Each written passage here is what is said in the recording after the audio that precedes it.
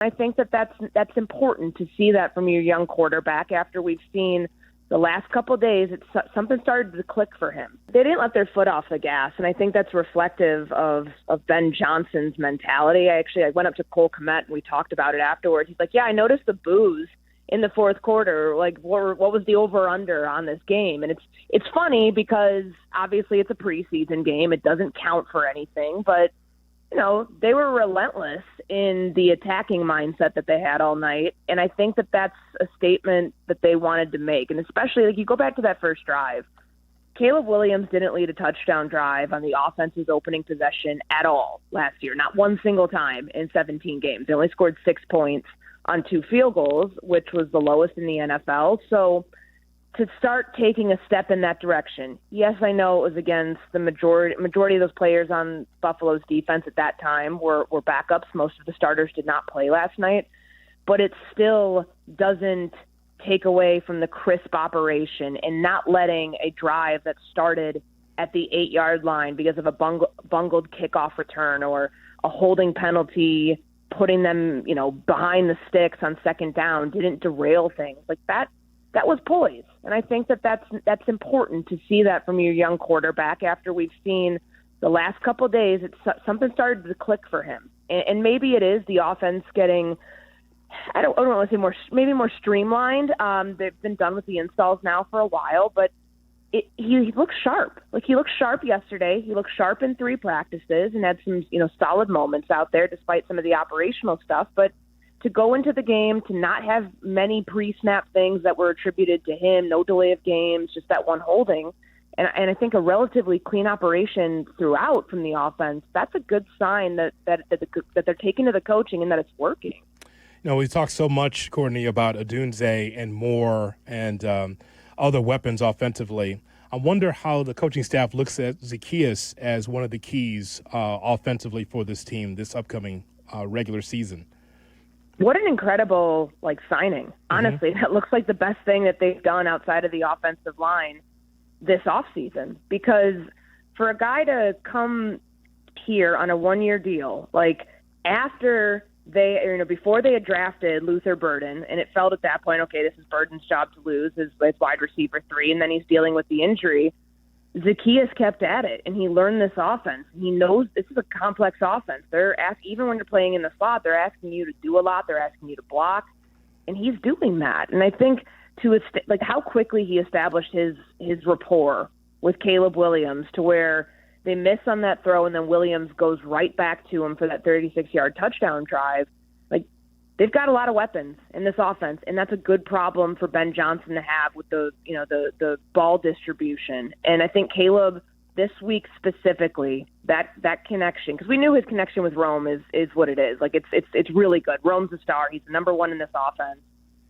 But watching Zaccheaus come into his role where Caleb's looking his way more times than not, I think is a really good sign that you have a quarterback who's not locking in on one target, but somebody who, found a versatile weapon in this offense at receiver who's got the speed. He can, he's been a threat out of the slot. And I think that when you have 2 stars in Rome and DJ, to have that underneath weapon, to have somebody else to take some pressure off of them when those guys get added attention from DBs, that's only going to be to the benefit if they continue to work on building that chemistry. In terms of Luther Burden, and you're there at the game, I'm laying on my couch just going nuts loving what I'm watching. The 2 blocks he made at the goal line, one on DeMar Hamlin, where it was like, whoa, I didn't realize how physical he could get. I thought that was really, really good. And that, as Greg Olson said, that's how you endear yourself to your teammates and your coaches. True Fan Travel and ESPN Chicago are teaming up for the ultimate fan getaway to Sin City to see the Bears take on the Raiders in Las Vegas. You get round-trip airfare, 3-night stay at Mandalay Bay, special live broadcasts and meet and greets with the full ESPN Chicago team, all-inclusive tailgate, tickets to Bears, Raiders, and more to come. Spots are limited, so don't wait. Reserve your spot today at TrueFanTravel.com. Back to you on the video. Yeah, what's Ben Johnson saying? No block, no rock. I think that his players have taken heed to that mentality and knowing that the ball's going to come their way if they are a big part of the run game too. And it's coming together for Luther Burden. I know that the playbook, that's something that Ben Johnson has talked about, Antoine Randall has talked about, like the talent's there. Naturally, the talent's there. The guy was the 39th overall pick and, was expecting to be a first rounder. Like, this guy is going to be a part of this offense if he can grasp all of the intricacies of the route tree, of what receivers are expected to do. It's just going to take him some time because he missed a lot of time on the field. And yes, he was in the classroom, but to translate that out onto the field takes probably longer than, for rookies, especially when they're learning an NFL playbook, when they're learning that you don't just look to the sideline for a play call. Like, all of that comes into play of like how long it's going to take Luther Burden to get up to speed. I think the amount of plays that he's made with the twos this week specifically, like you go back to the joint practice, he and Tyson Bagent had some strong connections in team drills, and then seeing it again last night, soft hands that he plays with. He's a threat. He's an absolute threat to this offense. And, you've got 4 receivers now, and I feel like there's one that we're not talking about really much at all, and it's not a knock on him, but that's DJ Moore, because they're utilizing him in the backfield, not as much last night, but or not at all last night, but you're seeing that in, we're talking about him less, and I don't think that's a bad thing. I think that just means that others have come alive to add something, an element to this offense that divvies up the ball distribution. And that's a good thing for Caleb Williams, because they had 3 talented receivers last year, and that didn't come to fruition. It feels like whether it's the coaching, whether it's the position the receivers are being put in by Ben Johnson and schemed open, it's good for everybody involved, notably Caleb Williams, because he's got a lot of talented guys on the perimeter to throw to. Courtney Cronin with us on the Kap and J Hood Morning Show on ESPN 1000, also on YouTube. What aspect of the defense stood out to you most?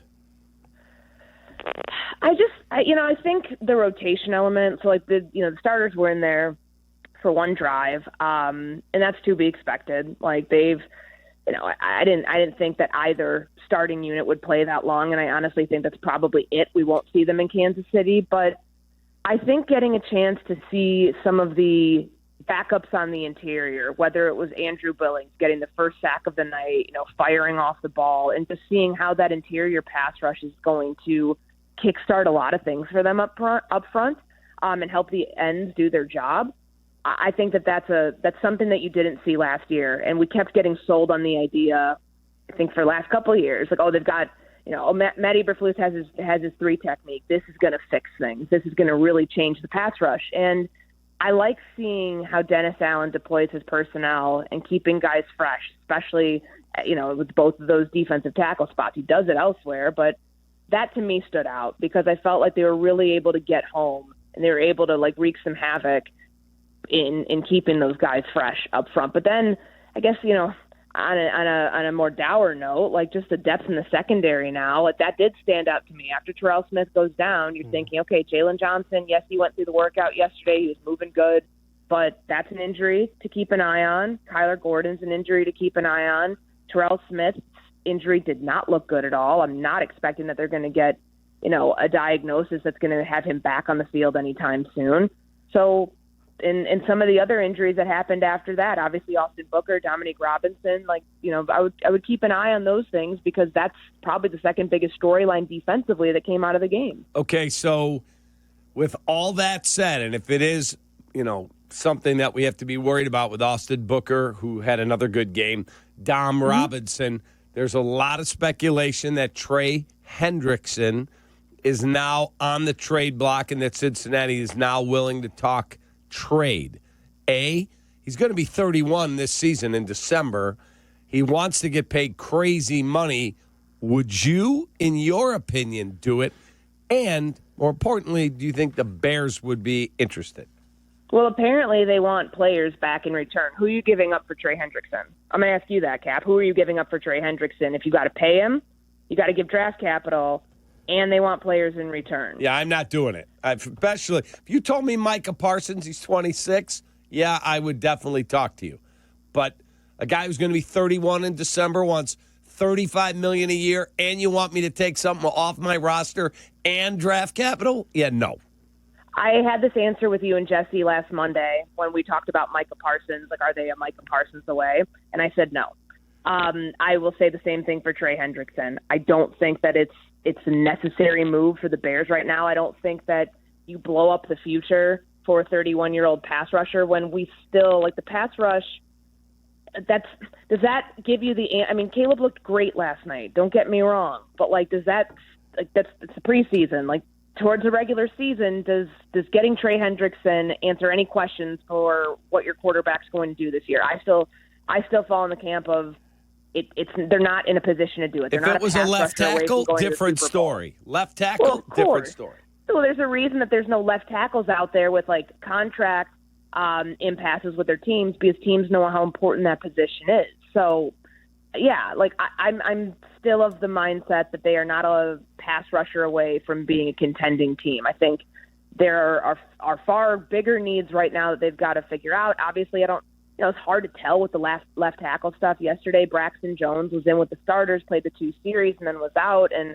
it does feel like it's getting whittled down pretty evidently to a three-person race between Jones, Benedette, and then Karan Amagaji is a distant third at this point, as he's been throughout training camp. But I still think that's your bigger – if you're going to do anything, that's your bigger need than finding another edge rusher. Courtney, as always, we appreciate the time. Thanks for coming on the show.